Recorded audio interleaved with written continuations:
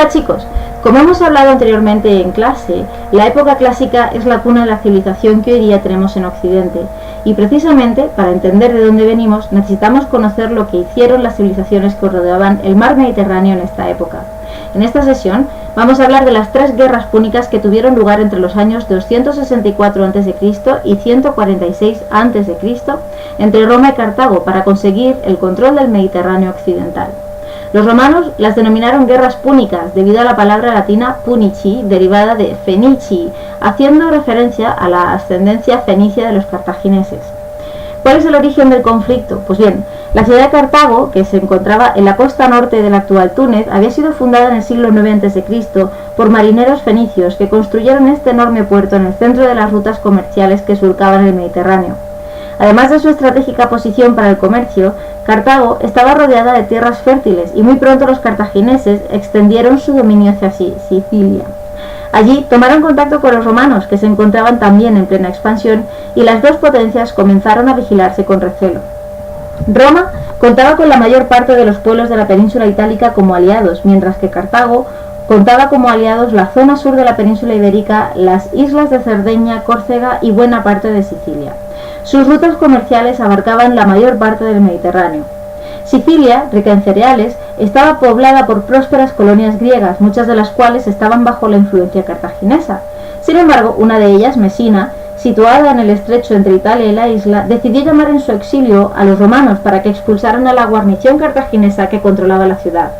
Cuando los mensajeros de Mesina llegaron al Senado, se produjo una larga deliberación, tras la cual los romanos decidieron enviar a sus soldados. En el año 264 a.C. y daba comienzo así la primera de las guerras púnicas. Tres terribles enfrentamientos entre romanos y cartagineses que decidirían el destino de Occidente. En la primera guerra púnica, Roma, que poseía solo una pequeña flota, apenas tenía experiencia en batallas navales, así que al principio los cartagineses destruían con facilidad las naves que enviaban los romanos, mal dirigidas por sus inexpertos almirantes. Pero cada derrota enseñaba a los romanos algo nuevo. Al final se percataron de que su infantería era superior a la cartaginesa y decidieron aprovechar esa ventaja. Para ello diseñaron unas pasarelas de madera terminadas en garfios llamadas corbus, con las que los legionarios podían cruzar hasta las naves enemigas. Los cartagineses, por su parte, sabían manejar muchísimo mejor sus trirremes, pero los marineros no estaban preparados para combatir el cuerpo a cuerpo y al final acabaron siendo derrotados. Roma gana su primera victoria naval de la historia en Milae en el año 260 a.C. y en su conmemoración se levanta en el foro una columna con proas de barcos enemigos llamadas rostra.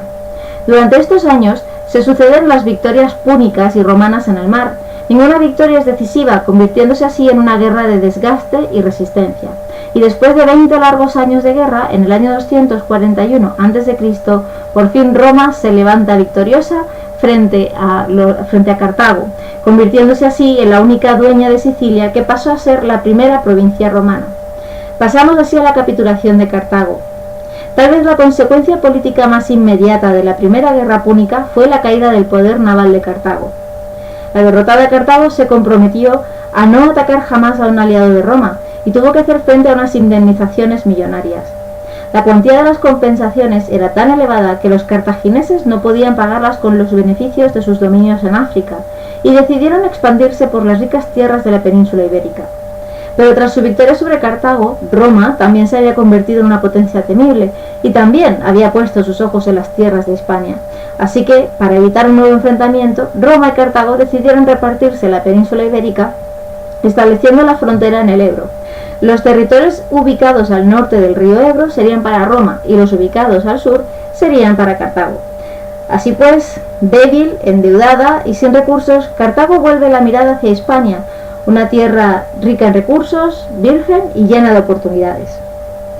Tras la toma de Gades, Amílcar Barca, nombrado ya general de todos los ejércitos cartagineses, emprendió la conquista de Iberia a golpe de espada en ocasiones, haciéndose con las minas de plata en el sur, otras mediante acuerdos comerciales y otras con acuerdos diplomáticos, pero fue ocupando con su ejército el sur de la península, fundando asimismo varios asentamientos por todo el Levante.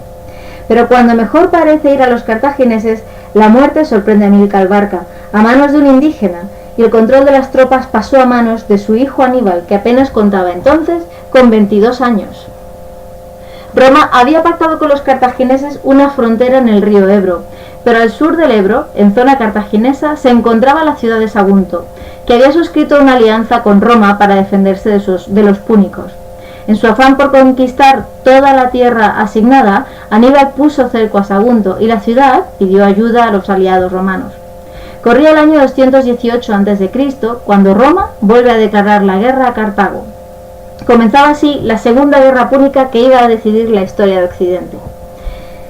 En la Segunda Guerra Púnica, los romanos pensaron que el enfrentamiento tendría lugar en la península ibérica, pero Aníbal, que aunaba una extraordinaria capacidad táctica con una visión estratégica de largo alcance, diseñó un plan más ambicioso para el sometimiento de Roma. Mientras el Senado romano enviaba todos sus efectivos a Hispania, Aníbal dejó a su hermano Asdrúbal al frente de las tropas de la península y lanzó a su ejército a una increíble travesía cruzando los Pirineos y los Alpes para atacar Roma por el norte. Nadie podía esperar que un ejército entero se atreviera a cruzar los terribles pasos de alta montaña en invierno por sendas nunca antes transitadas. La hazaña le costó incluso a Aníbal la pérdida de un ojo y la muerte de la mayoría de los elefantes que llevaba consigo, pero las desprevenidas legiones romanas fueron derrotadas por 3 veces en el norte de Italia, en las batallas de Tesino, Trebia y Trasimeno. Y así, en la primavera del año siguiente, ningún ejército se interponía ya entre Aníbal y Roma. La llegada del cartaginés sembró el pánico en la capital. En las calles la muchedumbre aterrorizada no dejaba de gritar: ¡Aníbal ante puertas! ¡Aníbal a las puertas de Roma! Las murallas de la ciudad se habían olvidado ya de la última vez que tuvieron que hacer frente a una amenaza semejante, y eran conscientes de que no resistirían un asedio. Las únicas legiones disponibles se hallaban en Hispania. Los generales romanos que podían encabezar una resistencia desesperada estaban a semanas de distancia. Roma estaba perdida. A Aníbal le bastaba alargar la mano para tomar la ciudad y reducir las cenizas. Pero Aníbal no atacó Roma. Se fue con sus tropas hacia Apulia con el objetivo de ganarse el apoyo del resto de pueblos itálicos y, dejó el tiempo pasar. Para derrotar definitivamente a Roma, Aníbal decía que necesitaba 2 cosas: obtener refuerzos de Cartago y privar a Roma de sus aliados itálicos. Así pues pasó de largo ante la ciudad de Roma y se dirigió hacia el sur, buscando esas alianzas diplomáticas. Aprovechando ese respiro, Roma, cuyos recursos parecían inagotables, reunió un nuevo ejército de 80.000 hombres, el mayor que nunca hubiera comandado un general romano, y en el verano de 216 a.C. se enfrentó con Aníbal en la llanura de Cannae. La desigualdad de efectivos era de 3-1 a favor de los romanos, pero a pesar de ello, Aníbal consiguió envolver al ejército enemigo y aniquilarlo completamente. La batalla de Cannae, o Cannas, se recuerda como uno de los mayores prodigios de la estrategia militar de todos los tiempos. Nuevamente, Aníbal, lejos de lanzarse a acabar con Roma, sigue con su estrategia de unirse con el resto de pueblos itálicos. Lo cierto es que el líder cartaginés nunca trató de destruir la capital del Imperio Romano, debido a que consideraba más importante lograr el apoyo de todas las tribus y así, una vez que Roma estuviese aislada, se le obligaría a pactar una paz. Así que, mientras Aníbal deambulaba por Italia con actividades diplomáticas, la estrategia romana había desplazado sus mejores tropas a Hispania y por fin comenzaba a dar frutos. Allí, en una decisión sin precedentes en su historia, Roma había entregado el mando de sus legiones al jovencísimo Publio Cornelio Escipión, hijo y sobrino de 2 brillantes generales y perteneciente a una de las principales familias patricias. La estrategia de Escipión consistía en acabar con la ruta de aprovisionamiento que tenían las tropas cartaginesas y que tenía su origen en Carjadas. Aquí tenéis un mapa gráfico donde podéis ver perfectamente la estrategia que seguía cada uno de los bandos. Por un lado, los romanos iban por Italia, por la península ibérica, intentando cortar las fuentes de financiación y las fuentes de recursos de los cartagineses, y por otro lado, los cartagineses intentando hacerse con el control de la península itálica. No obstante, aunque tenía órdenes de permanecer a la defensiva, Publio Cornelio Escipión desobedeció esas órdenes y preparó la invasión de la Iberia cartaginesa. Ordenó que la flota romana cargase con el equipo y las provisiones, mientras sus soldados avanzaban rápidamente por la costa. Se dice que recorrió con todo el ejército en una semana el territorio comprendido entre sus bases en la actual Tarraco y la capital cartaginesa en Hispania, Carjadas. El ejército cartaginés, que desconocía la marcha de Escipión hacia su capital y se hallaba en bases muy alejadas, fue incapaz de llegar a tiempo para evitar el sitio por tierra y mar. La ciudad cayó en el año 209 a.C., tras un brevísimo episodio. Las tropas de Escipión atacaron por 3 puntos: el istmo que unía la ciudad con tierra, por mar y por supuesto por la laguna del norte de la ciudad, que se había quedado descubierta de defensores. Muchos historiadores consideran la caída de esta ciudad, que a partir de ahora se llamaría Cartago Nova, como el punto de inflexión de la Segunda Guerra Púnica. No en vano, Cartago no solo había perdido su capital en Hispania, su principal base naval, sino también sus minas de plata, gran cantidad de víveres y armas almacenadas, incluso a los prisioneros y los rehenes con los que se aseguraban la lealtad de los pueblos sometidos. Por fin, Roma se atrevió a llevar la guerra a suelo cartaginés. Escipión consiguió convencer al Senado de la necesidad de desembarcar cuanto antes en la costa norteafricana, en persecución de Aníbal, cada vez más acorralado. Los dos grandes generales se enfrentaron por primera y última vez en la decisiva batalla de Zama.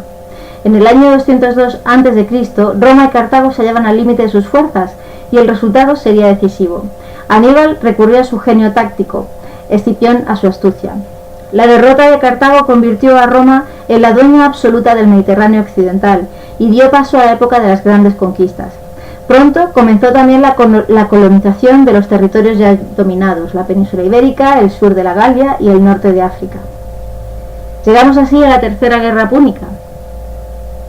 Tras 50 años después de la batalla de Zama, Cartago volvió a despertar de su letargo. Había recuperado su comercio, había saldado a Roma todas las indemnizaciones acordadas en el Tratado de Paz de la Segunda Guerra Púnica, y esta recuperación vuelve a despertar el recelo de Roma. El viejo Catón, un senador célebre por su severidad y por su retórica, siempre acababa sus discursos con la expresión «Delenda es Cartago, Cartago debe ser destruida», alegando que de lo contrario Roma siempre viviría atemorizada por los púnicos. Además, la culminación del pago de la indemnización favorecía intereses hegemónicos y expansivos, pues Roma ahora ya podría lanzarse a la conquista de Cartago sin necesidad de interrumpir entradas considerables y continuas de dinero. Otra arista que explica el interés que se impuso en Roma por conquistar Cartago es de índole económica. A mediados del siglo II a.C., la población de la ciudad romana rondaba los 400.000 habitantes e iba en ascenso, lo cual significaba un aumento de la necesidad de alimentos y mercancías. En este sentido, las tierras que rodeaban Cartago eran las más productivas y accesibles y quizá las de mayor rendimiento agrario entre todas las que en este momento estaban bajo el control romano. En este cuadro podéis ver cuáles eran las intenciones de Roma, ¿no? ¿Qué buscaba? Pues Roma necesitaba dinero, necesitaba comida y necesitaba tierras para asignar a sus veteranos de guerra. Y pues en este caso estamos viendo que Cartago había conseguido recuperar el comercio, esto le daba más actividad económica y por tanto más ingresos, esto hizo que pudiera recuperar su ciudad y toda su actividad económica, esto al mismo tiempo hizo que pudiese recuperar su gran actividad comercial por mar, lo cual le dio más riqueza. Al mismo tiempo, después de 50 años pagando, por fin dejó liquidadas todas sus deudas tras la Segunda Guerra Púnica, y entonces Roma consideró que Cartago era una gran oportunidad para seguir creciendo. Así pues, los cartagineses durante un tiempo estuvieron resistiendo las embestidas de Roma y de Numidia, desde inicios del año 149 a.C. hasta la primavera del año 146 a.C., cuando Escipión invadió con éxito la ciudad finalmente. Este Escipión es un descendiente del antiguo Publio Cornelio Escipión, que ya triunfó en la Segunda Guerra Púnica. Aunque el pueblo púnico peleó valientemente, fueron de manera gradual cediendo terreno ante la supremacía de la fuerza militar romana hasta ser derrotados completamente. Cuentan algunos historiadores que la ciudad estuvo ardiendo durante 17 días y que fue arrasada por completo, y los pocos supervivientes que quedaron fueron tomados como esclavos. Un siglo después, Cartago fue reconstituida como una ciudad romana por Julio César y tiempo después se convirtió en una de las principales poblaciones del imperio en el continente africano. Bien, hagamos ahora entonces un breve repaso de las 3 guerras púnicas. En definitiva, el objetivo que tanto Roma como Cartago perseguían era hacerse con el control del mar Mediterráneo, su comercio y sus posiciones estratégicas. La primera guerra púnica se desarrolló fundamentalmente en el mar y en las islas de Sicilia, Córcega y Cerdeña. Los cartagineses eran unos marineros muy habilidosos, pero los romanos eran más hábiles en la lucha cuerpo a cuerpo. Finalmente triunfaron los romanos creando estas pasarelas que comentamos antes. La segunda, y aprovechándose de su habilidad cuerpo a cuerpo, la segunda se desarrolló en la península ibérica y en la itálica. Aníbal destacó por su gran habilidad estratégica que puso a Roma al borde de su derrocamiento. Pero la astucia de Escipión hizo que la guerra finalmente acabase del bando de los romanos. Y por fin, la tercera guerra púnica se desarrolló al norte de África, con el objetivo exclusivo de los romanos de acabar con Cartago y anexionarse sus tierras como una provincia romana más. Yo creo que con esto tenemos una visión y hemos hecho un rápido repaso a todo lo que hemos visto sobre las tres guerras púnicas. Y ahora os toca a vosotros. Tenéis que hacer cierta labor de investigación sobre dos guerras que he mencionado en esta presentación. Durante la Segunda Guerra Púnica tuvieron lugar dos contiendas que han sido estudiadas durante siglos por su astucia y por su gran habilidad estratégica demostrada por los generales que las lideraron. Una fue la toma de Carhaddad por los romanos, la que posteriormente fue llamada Cartago Nova, y la otra fue la batalla de Cannae, en la que ganaron los cartagineses siendo muy inferiores en número. Quiero que os documentéis sobre qué estrategia empleó cada general para conseguir su victoria y hagáis una redacción sobre la misma. Así pues, investigad, documentaos y hablamos el próximo día en clase sobre este tema. ¡Ánimo! Nos vemos pronto, chicos.